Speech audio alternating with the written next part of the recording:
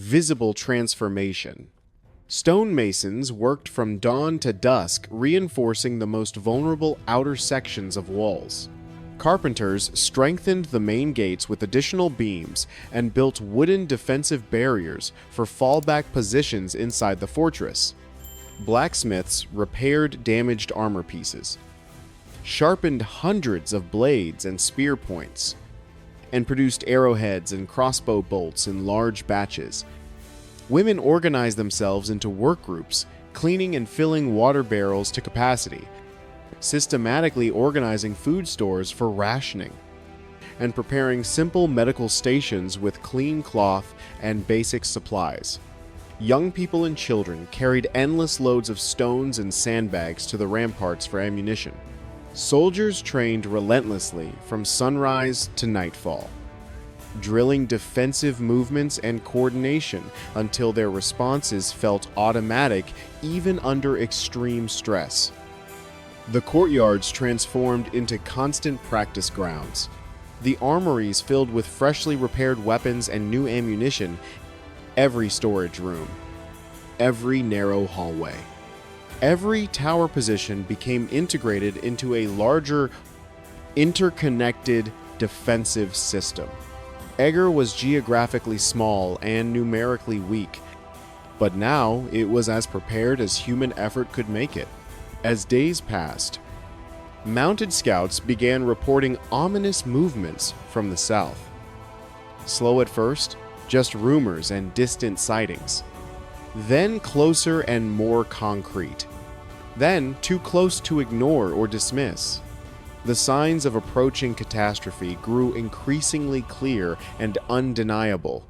Abandoned farms with doors left open, distant columns of smoke from burned villages, a heavy atmospheric haze along the southern horizon that grew thicker and more ominous each passing day.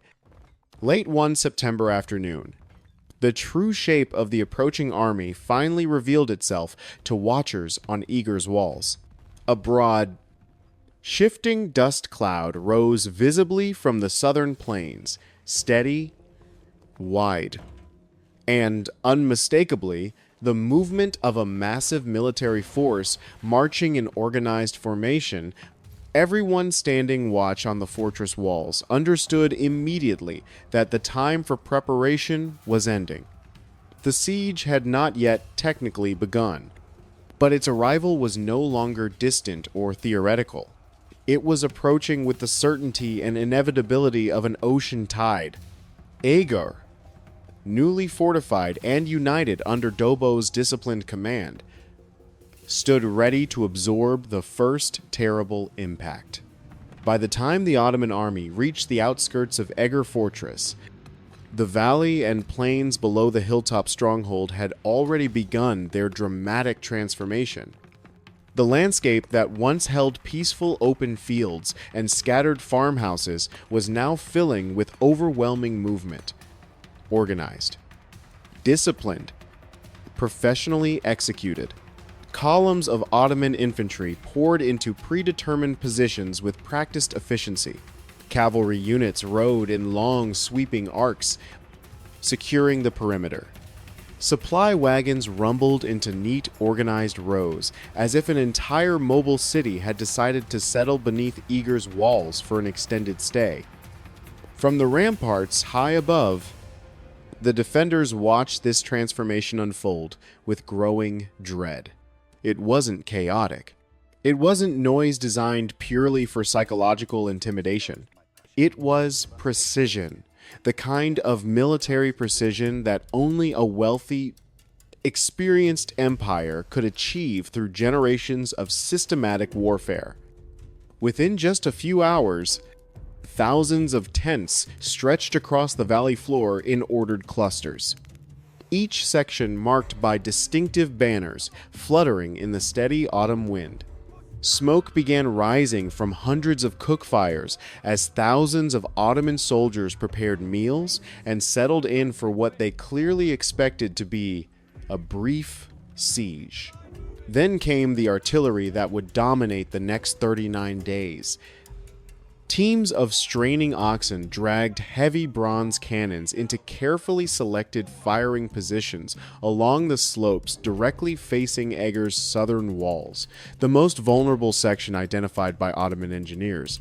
Military engineers followed immediately with wooden beams, thick ropes, and powder kegs, working with practiced efficiency to level firing platforms, fix optimal angles, and prepare the positions that would soon hammer relentlessly against Eger's medieval defenses, even at considerable distance. The defenders on the walls could recognize the enormous size of some Ottoman cannons, weapons physically capable of breaking apart stone fortifications that had stood for generations.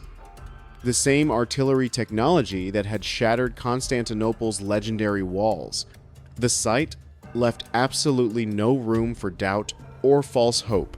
The full destructive force of an Ottoman siege had arrived. Inside the fortress, the community mood shifted once again as reality set in.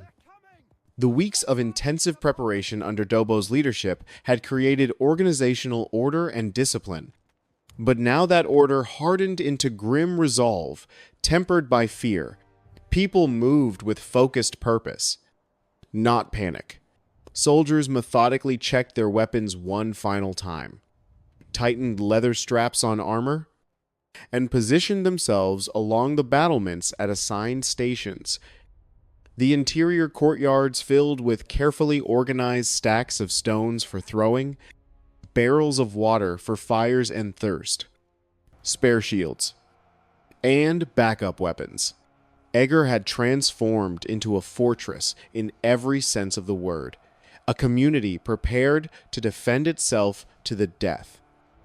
It was during this final preparation stage that another crucial figure stepped forward publicly, one whose innovative contribution would soon fundamentally shape the course of the entire siege in ways no one could predict.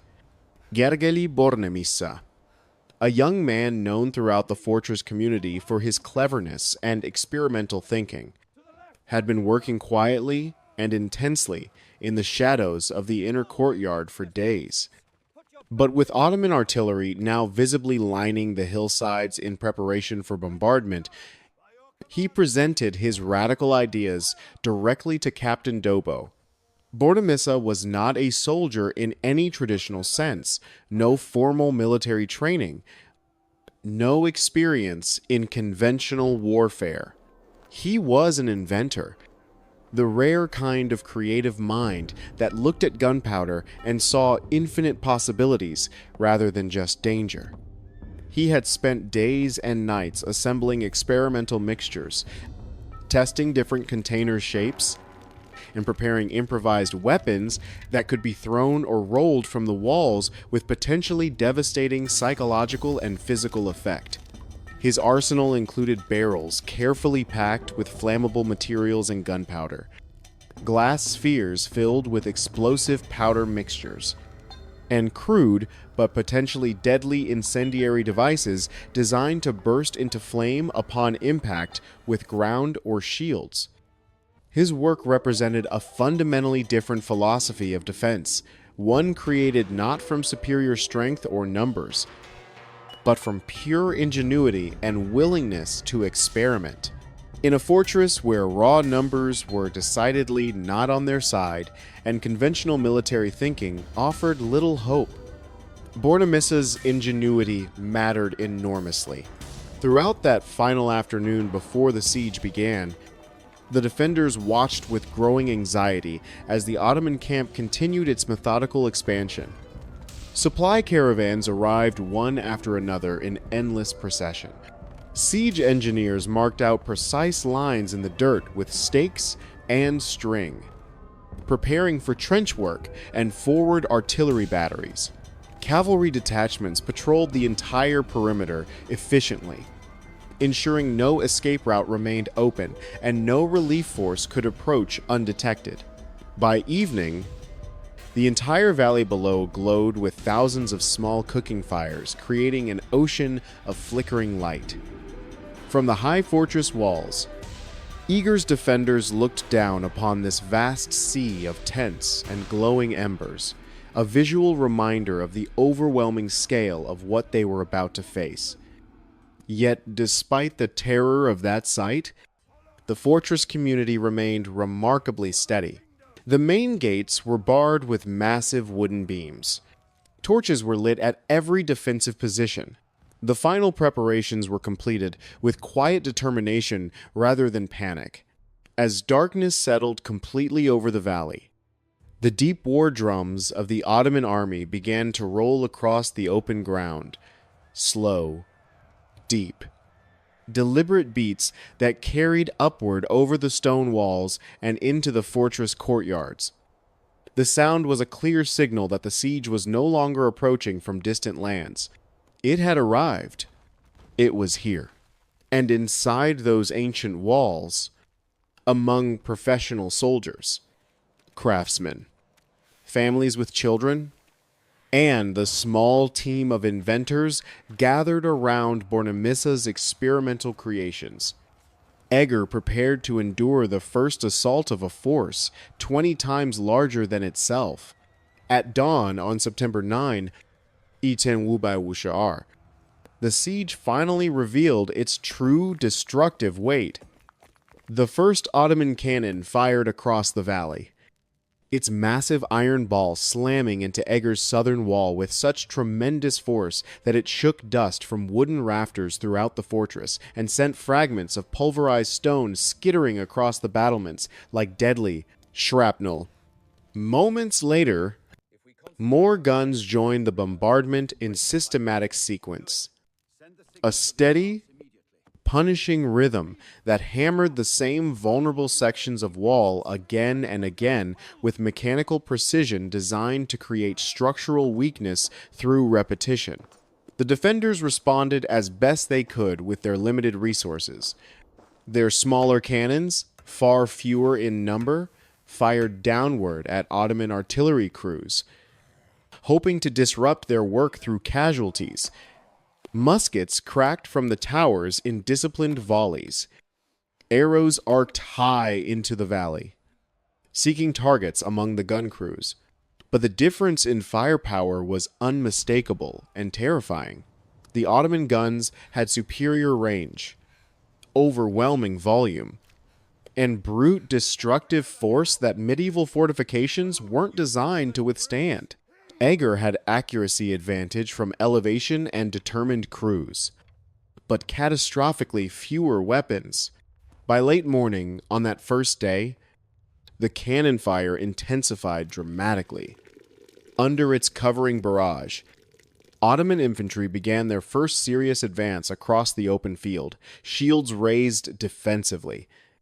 Military engineers carrying specialized tools and bundles of wood for scaling equipment.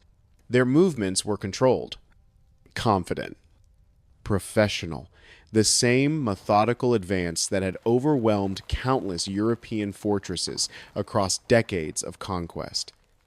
But halfway up the slope toward Eger's walls, Ottoman discipline collided violently with something they absolutely did not expect. Bornemissa's team stepped into position along the inner parapets, their experimental weapons ready. The devices looked deceptively small and crude, sealed barrels, clay spheres. But they held a kind of chaotic danger none of the advancing attackers had encountered before. The first barrel rolled awkwardly down the hill, bouncing over rocks. The front Ottoman ranks largely ignored it, assuming it was just debris from the bombardment. Then it detonated in a massive blast. A burst of flame ripped outward violently, lighting the entire slope with sudden fire and black smoke. Shields dropped instantly as men recoiled. Soldiers stumbled backward in shock and confusion. Others froze completely, unsure what weapon had struck them. Before any coherent order could be shouted or formation restored, another barrel exploded nearby, throwing burning oil across the ground in spreading pools. The psychological reaction was immediate and devastating. Tight formations broke apart. men scattered sideways to avoid the flames. Engineers abandoned their tools and ran.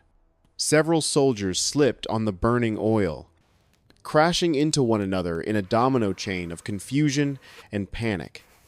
Then the smaller clay spheres began to fall, small, fast, utterly unpredictable. They shattered against shields and armor, erupting in sharp flashes of powder and burning fragments.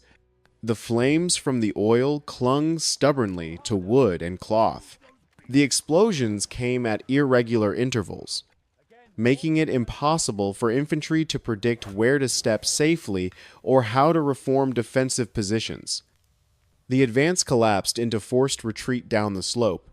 Not a complete rout, the Ottoman army was too professionally trained for that, but a rare moment of shock and hesitation from a force that believed it had already won for 39 days.